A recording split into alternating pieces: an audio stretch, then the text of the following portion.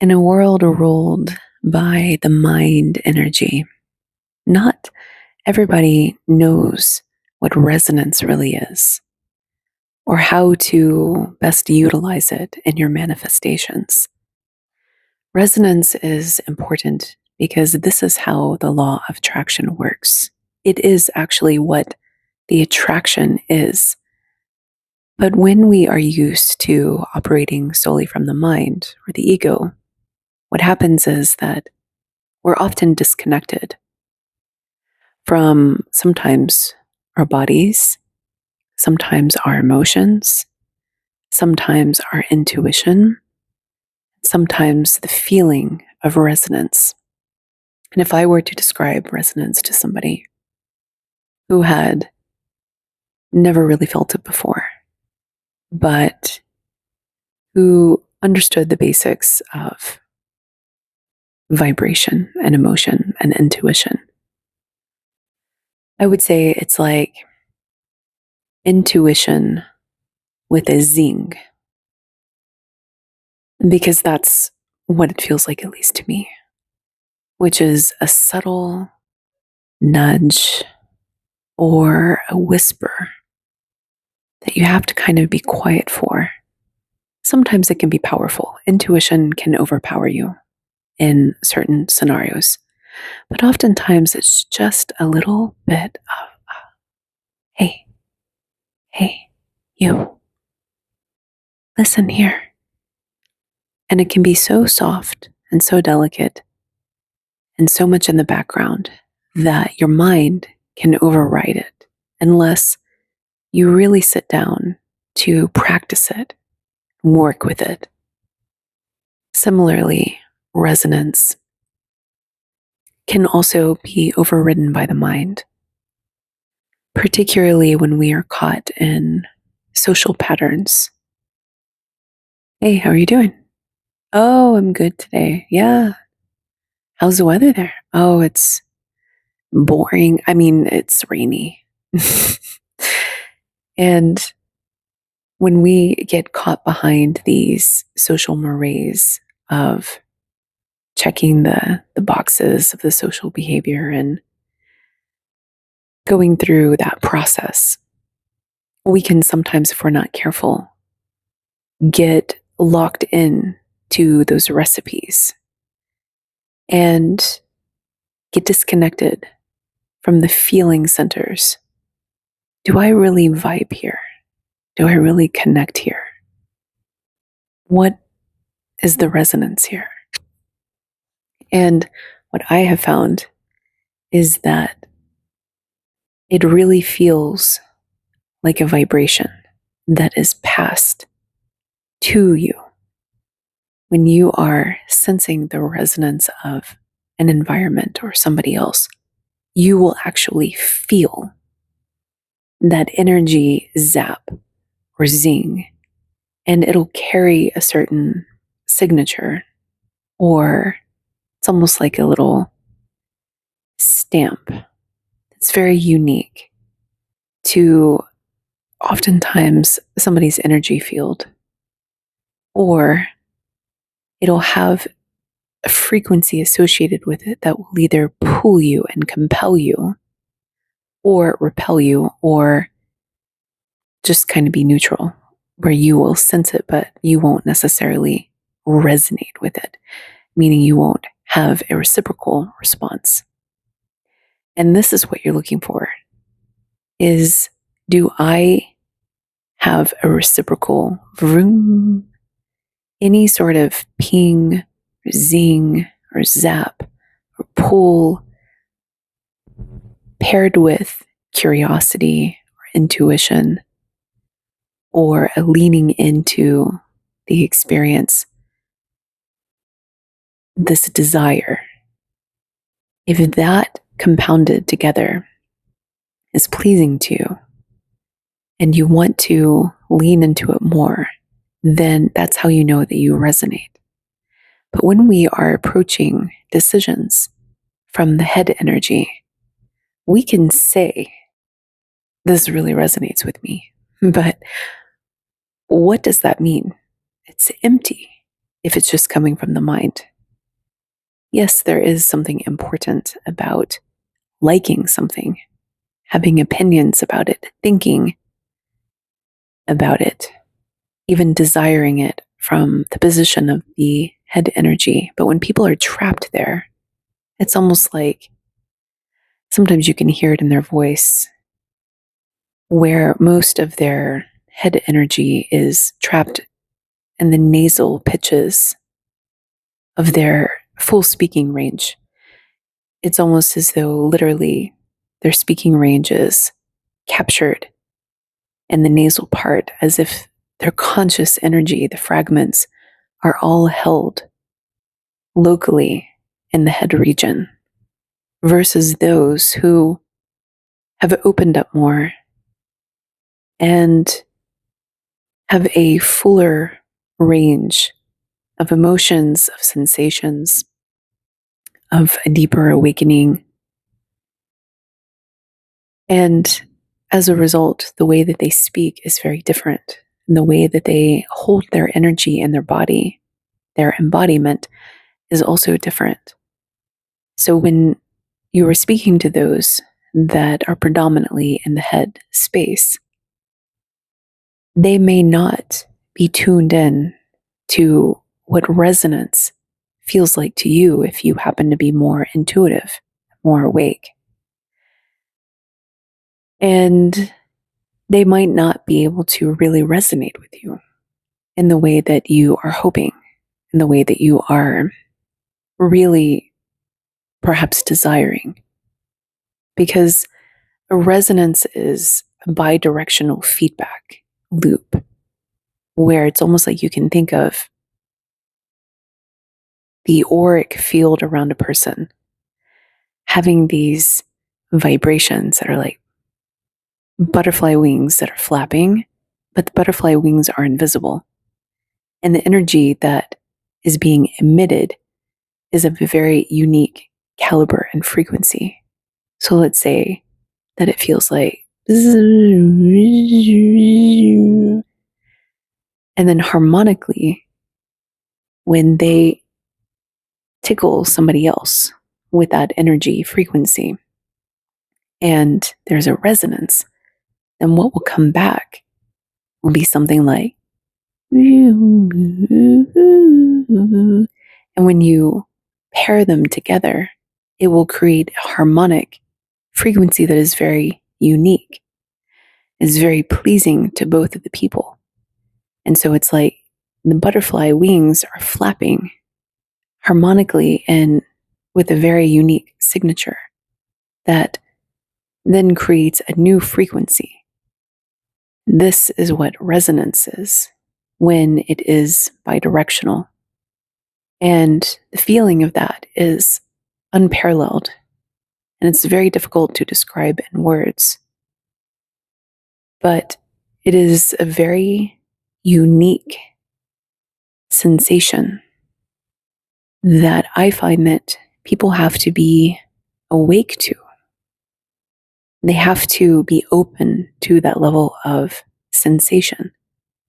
Imagine for a moment that somebody is completely in their head energy, completely unawake, unconscious, oriented in the 3D. They might have the language for resonate.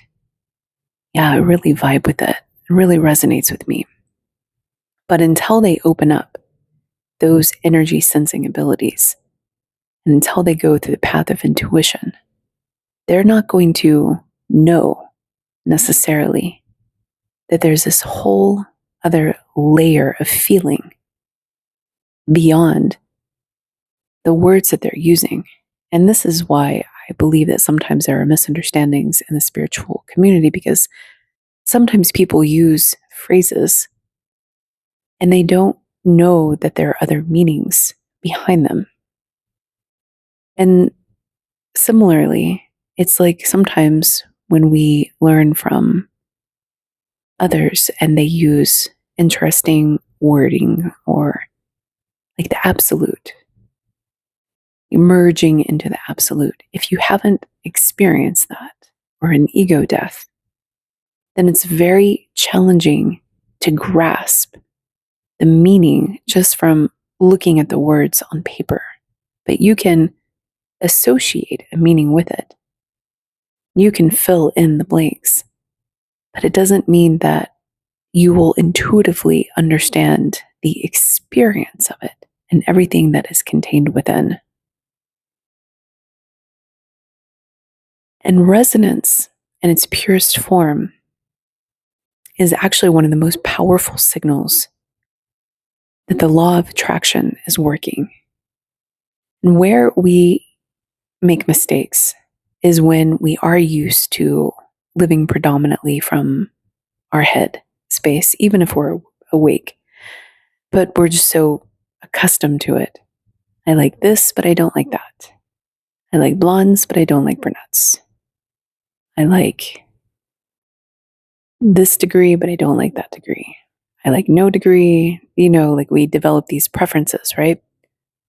And as a result, we create these schemas, these arrangements of thoughts and categories of likes and dislikes that ultimately become rote to us and become unconscious. That even when we're awake, we don't realize how pervasive the schematic system that we build for ourselves is. So even when we are trying to manifest or use the law of attraction, we get caught by these unconscious thought patterns that we have built for ourselves. And this can actually be a barrier to our manifestations coming into fruition because we don't always take the time to update these schemas. We don't always take the time to recategorize and discover our preferences. This is why I believe that the contrast experience that Abraham Hicks talks about is so important. That a lot of people feel like things are going wrong because their manifestations are not coming to them in the way that they anticipate. And the universe is trying to relearn what they actually really want.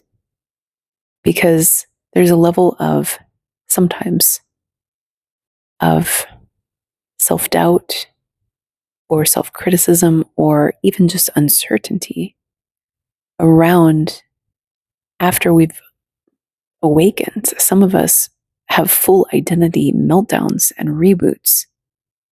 We have no idea what we like. We are we vegan? Are we not vegan? Are we vegetarian? Are we carnivores? That's just diet related. But then once you get to dating, starseed dating nonetheless, you're like, do I really prefer somebody that has more of a Palladian background, more of Andromeda?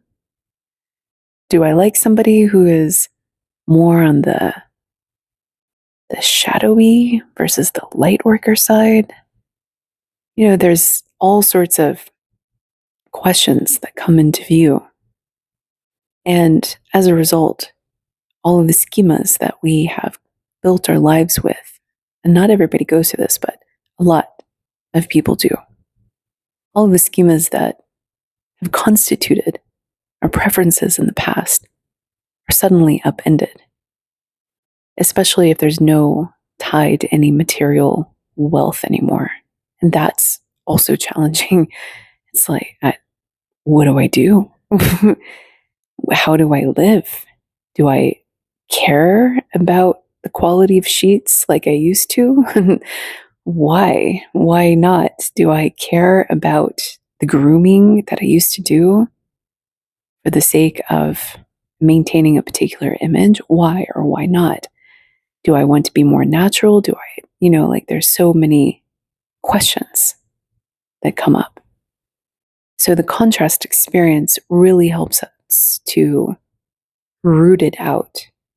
But this is and can be a relatively long process, particularly if you're not in tune with resonance. Because resonance is actually the law of attraction working. But if you're so used to living in your mind, even after your awakening, if you don't take time to cultivate the experience of resonance and to practice it, This is why I encourage my subscribers to only listen to the episodes where they feel a resonance, because this is consciousness work. And we have an opportunity to practice this, to feel the magnetism, to feel the vibration. Do you have a message in the episode that you are considering? If we are just mindlessly consuming, and there's nothing wrong with that when you enjoy something, there's no criticism there, but it's an opportunity to actually practice these higher level principles using this channel in particular, because you can actually feel if you have a message there. And this is also why I encourage people to come and go as they need to. If people now that have been with me since the beginning, we're now in year 2, and it's so lovely to see them pop in and to know that they're working in the background, perhaps on other channels, perhaps something else entirely. Some people take a rest and then they pop back in, and it's like, hey, so nice to see you again. So you're always welcome to come and go. And I encourage you to really look at the title screen, to look at the title, and to feel with resonance if there's any sort of energetic zing or pull, plus curiosity, or a nudge or an intuitive feeling that there's something there for you, a nugget for you. Because I also talk to different audience members, and different people have different backgrounds and needs, and are at different points of the developmental cycle in their consciousness expansion journey and their spiritual awakening. And so sometimes we don't receive things in the same way or in the same order.